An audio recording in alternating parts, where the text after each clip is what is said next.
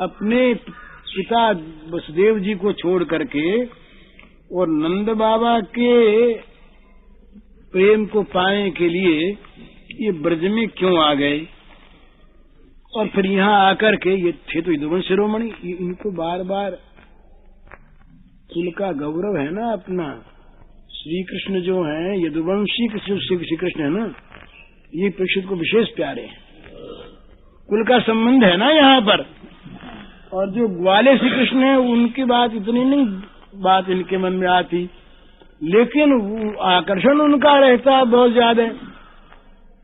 तो यदुवंश सात्वताम पति कहा, सात्वताम पति ही यदुवंशियों में जो शिरोमणि हैं उन प्रभु ने गोपों के साथ नंद आदि के साथ ब्रज में आकर क्या लीला की, और फिर मथुरा गए तो मथुरा में जाके क्या क्या लीलाएं की ये सब बताइए।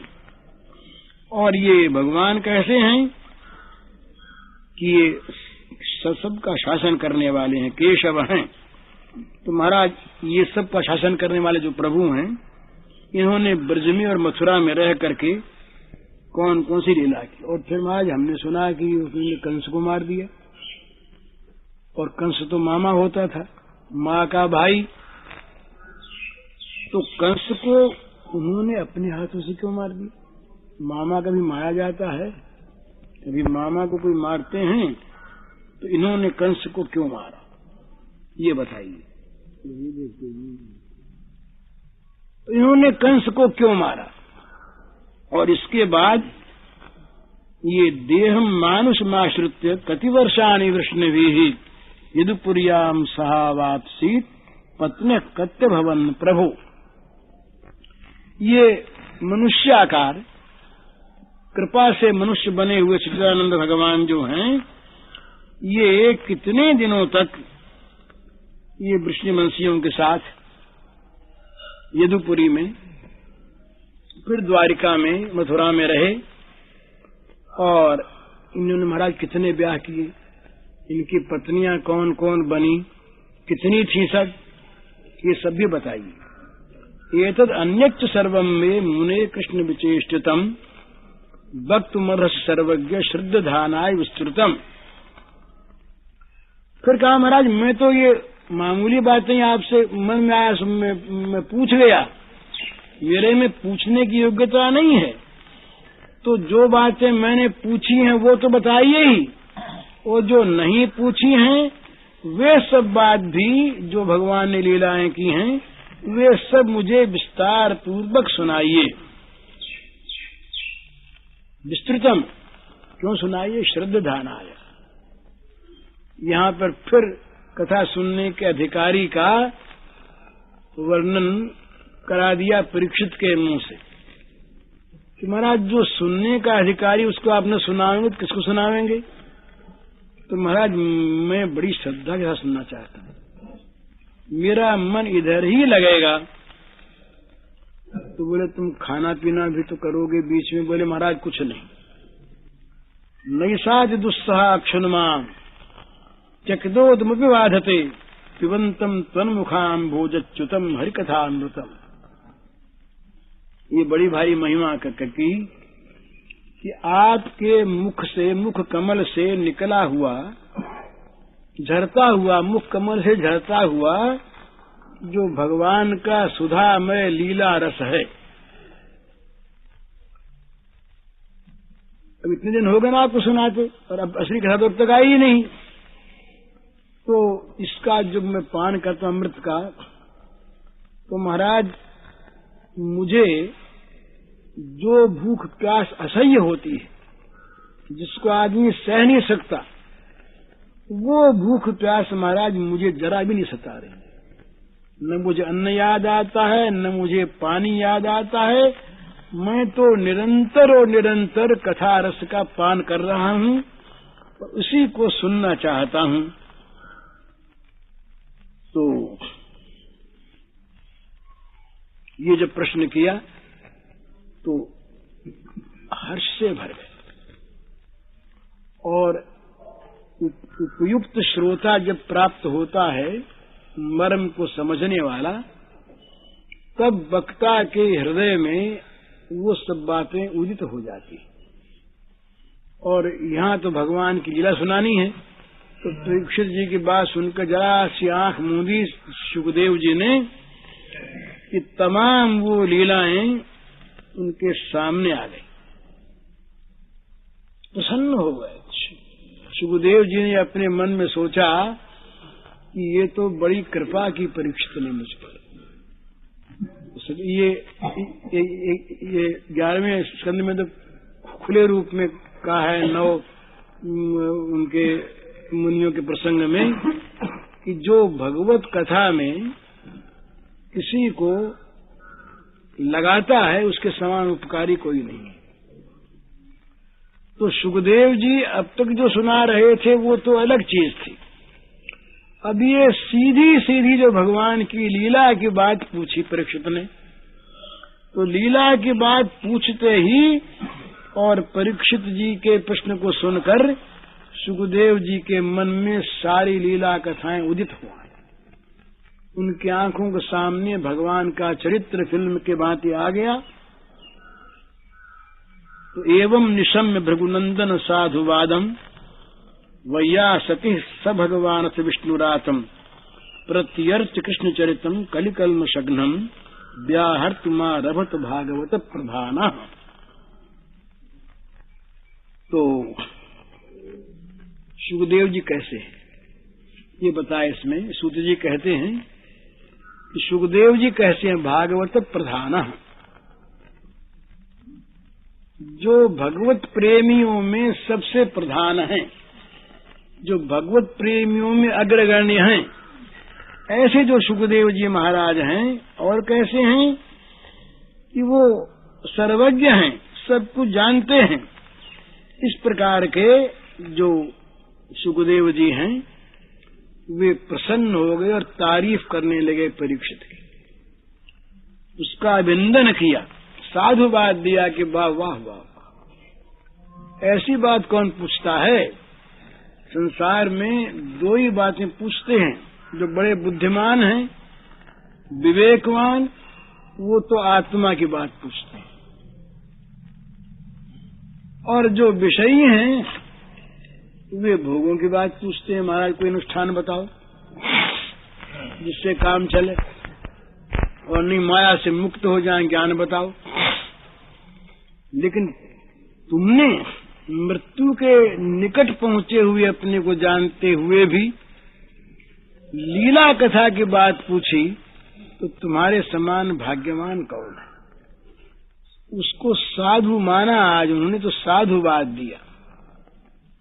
वे स्वयं तो हैं भागवत प्रधान। भागवत प्रधान का ये कथा के रूप में वर्णन करते हैं एकादश में कि कोई ये कहे कि भाई तुमको तीनों लोकों का वैभव देंगे, त्रिभुवन विभव हेतवेपि, तीनों लोकों का तुमको वैभव देंगे और तुम आधे क्षण के लिए भगवान को भूल जाओ, तो वो कहता नहीं चाहिए। तीनों लोक के वैभव के लिए भी जो आधे क्षण के लिए भगवान को भूलने के लिए तैयार न हो, वो भागवत है, भागवत प्रधान है। तो सुखदेव जी का काम क्या है? सुखदेव जी कहीं ठहरते नहीं हैं। यहाँ 7 दिन ठहर गए, ये ठहरते नहीं 2 बजे ज्यादा। ठहरे, आए, राम राम के हाथ वाथ जोड़े, बोले अब जाते हैं। पर यहाँ क्यों ठहरे? इसलिए कि उनके मन की हो गई।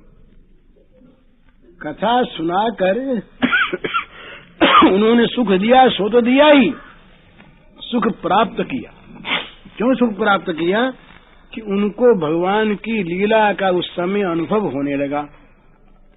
उन्होंने भगवान की लीला को केवल कहा नहीं, देखा, और जो देखकर कहते हैं वही ठीक कह पाते हैं।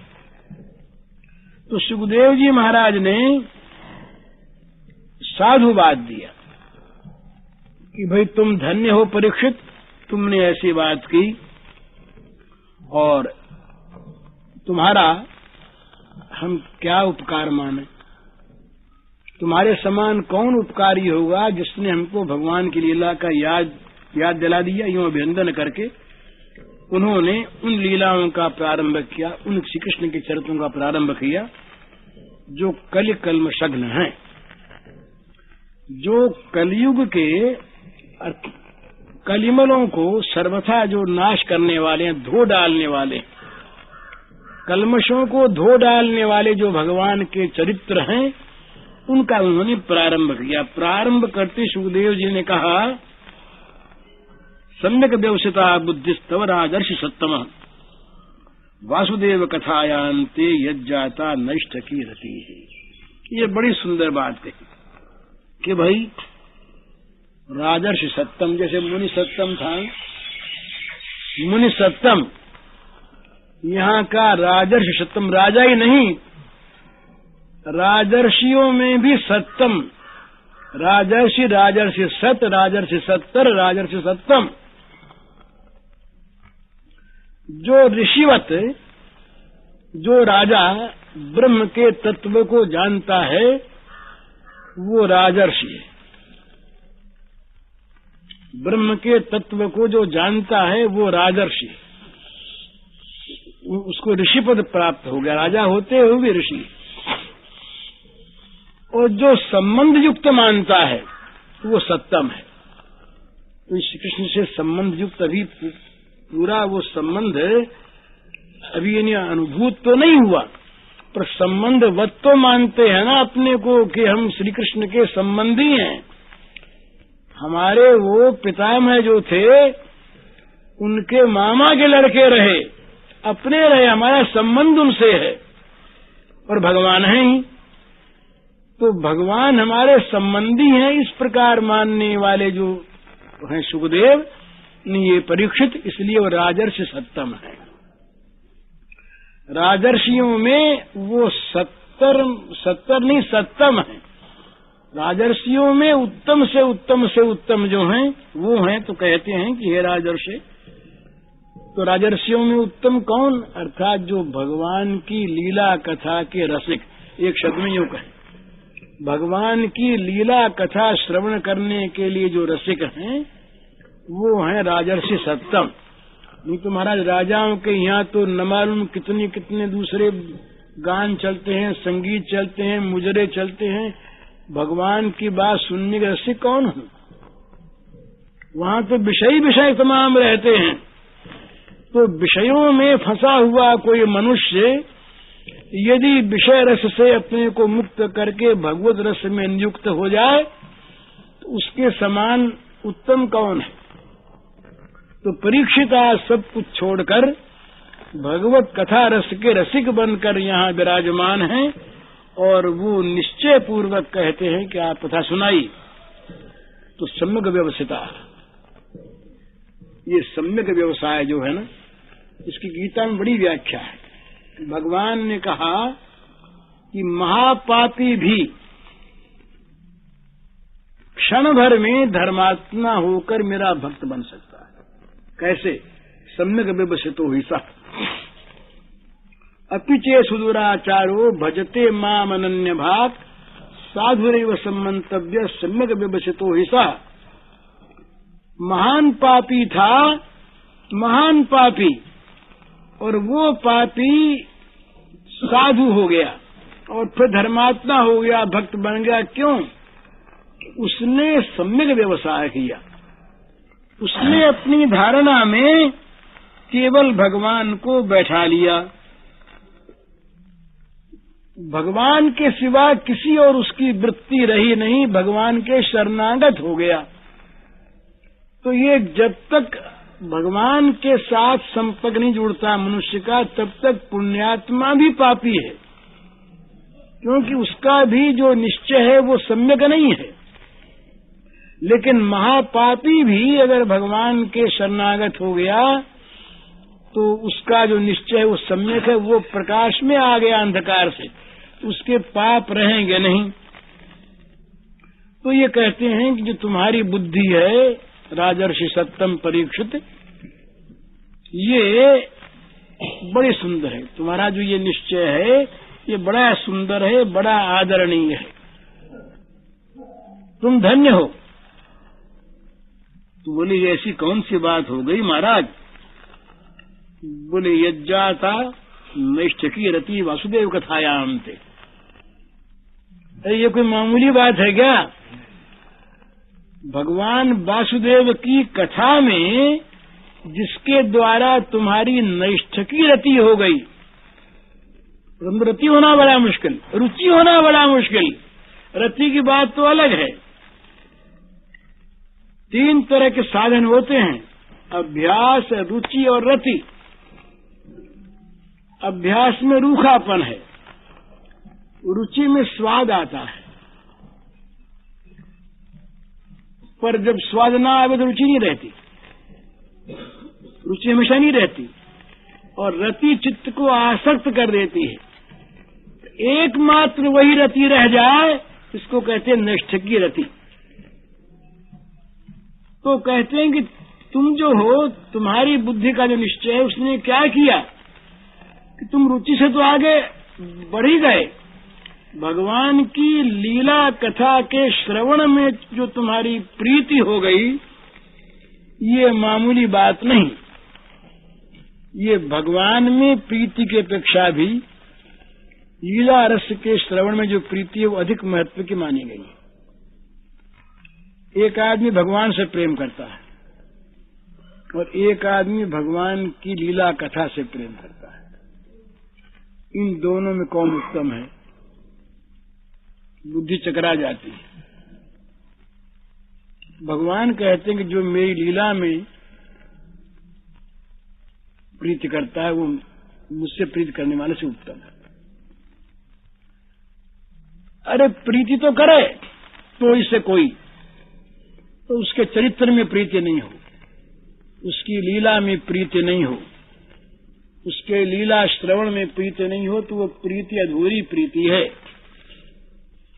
बल्कि लीला सुनने को प्राप्त होती रहे और मुक्ति न हो, कोई बात नहीं। तो ऐसा कहा है कि जब भगवान की लीला कथा होती है, वहां भक्त तो आते ही हैं, तो भगवान छिपकर आया करते हैं, क्योंकि चौड़े में तो अपनी बात आप सुनना चाहते नहीं, तो छिप के उनके हृदय में आकर के बैठ जाते हैं भक्तों के और रस लेते रहते हैं। तो जगन्नाथ जी ठूठे क्यों हो गए?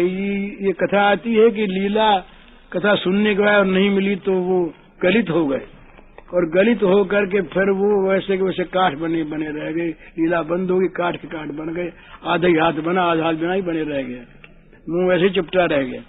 ऐसा वैष्णव लोग कहा करते हैं जगन्नाथ जी के उद्भव की कथा। तो जहां लीला कथा होती है उसमें भगवान की रति होती है।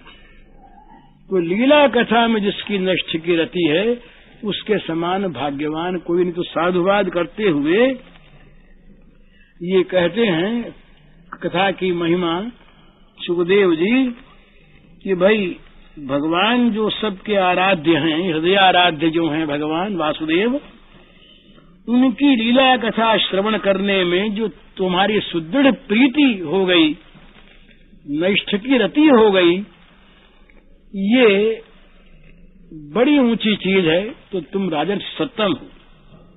तो बोले महाराज अभी हमने कथा सुनी तो नहीं। बोले सुनने की तुमने इच्छा तो की ना, कथा सुन ले उसकी तो बात अलग है।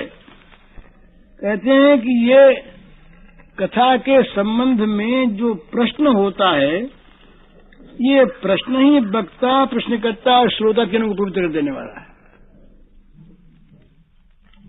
वासुदेव कथा प्रश्न पुरुषास्त्रीन पुनाति वक्तारम पृच्छकम श्रोतिस्तत्पाशैलम यथा। जैसे गंगा जी का जल, भगवान का चरणामृत, वो भी पाद सलिल है। पाद सलिल का 2 अर्थ हैं। जो भगवान के चरणों से निकली वो गंगा, और भगवान के चरणों को धोकर जो बना वो पाद जल, पाद सलिल चरणामृत। ये जैसे सबको पवित्र करने वाले हैं, इसी प्रकार से भगवान कृष्ण की कथा के संबंध का जो प्रश्न है, वो प्रश्न करने से ही प्रश्नकर्ता, वक्ता और श्रोता तीनों पवित्र हो जाते हैं। क्यों पवित्र हो जाते हैं? कहते हैं भगवान लीला मन में उनके सुनने के मन में आती है, प्रश्न करने वाले के, और जो बैठे रहते सुनने वाले पास, उनके भी मन में आ जाती है श्री कृष्ण की कथा, और वक्ता के तो आती ही है। तो जहां श्री कृष्ण मन में आए वहां जगत निकला। तो अपवित्रता सारी इस जगत में है ना। तो भगवान की कथा का प्रश्न जिसने सुन लिया, जिस वक्ता ने सुन लिया, जिस श्रोता ने सुन लिया, वे भी तमाम पवित्र हो गए। तो इस प्रकार से उन्होंने कथा की महिमा कही।